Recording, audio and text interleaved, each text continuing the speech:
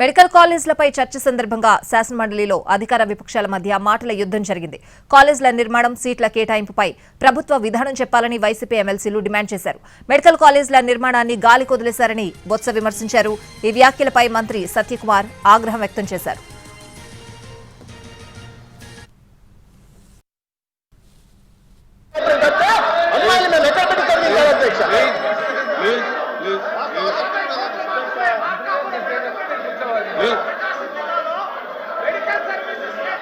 అధ్యక్ష 70% బోధనా సిబ్బంది లేకుండా 70% బోధనా సిబ్బంది లేకుండా వైద్య విద్యను, నాణ్యమైన వైద్య విద్యను విద్యార్థులకు ఏ రకంగా అందించాలో చెప్పండి అధ్యక్ష. అధ్యక్ష 60% మౌలిక సదుపాయాల కల్పన లేకుండా, హాస్టళ్లు లేకుండా చదువుకుంటున్న విద్యార్థులను ఏ హాస్టల్లో చేర్పించాలా, అమ్మాయిని ఏ చెట్ల కింద చదివించాలా, ఎక్కడ ఉంచాలో సమాధానం చెప్పాల్సిన బాధ్యత గతంలో ముఖ్యమంత్రిగా ఉన్న వాళ్ళకి చెప్పాలి ఉండే అధ్యక్ష. కానీ నిస్సిగ్గుగా నిర్లజ్జగా ప్రతిరోజు విద్యార్థులు అపోహలు సృష్టించే ప్రయత్నం చేస్తారు అధ్యక్ష.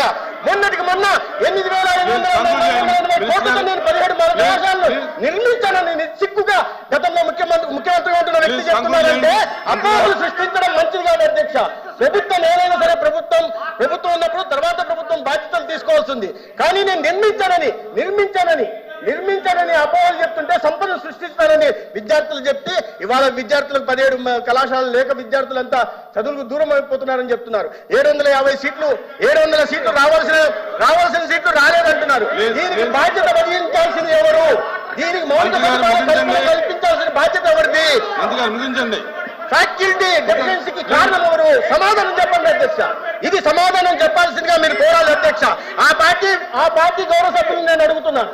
వాళ్ళ ముఖ్యమంత్రి గారు రోజు అబద్ధాలను వండి వారిస్తుంటే, అసత్యాలను చెప్తుంటే ఈ రకంగా సమర్థత లేదా అధ్యక్ష? సమర్థత ఉంది అధ్యక్ష. రికార్డు స్థాయిలో